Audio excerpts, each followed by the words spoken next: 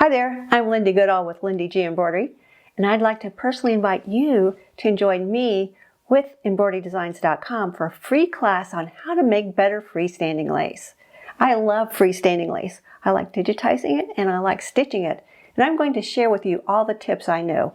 We'll talk about how to get color into our designs. Of course, a lot of times we use just white lace. I'll talk about problems. This one's got some problems, and we'll talk about how to prevent and maybe cure those.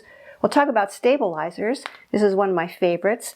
And I'll talk about how to optimize your use of stabilizer and how to get a secure hooping. We'll talk about how to use designs. We have one here on this little candle. This is a tea light angel.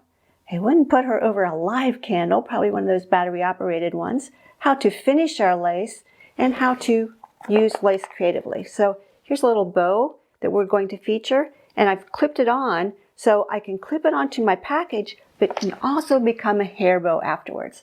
So please join me on Thursday, June 16th at 3 p.m.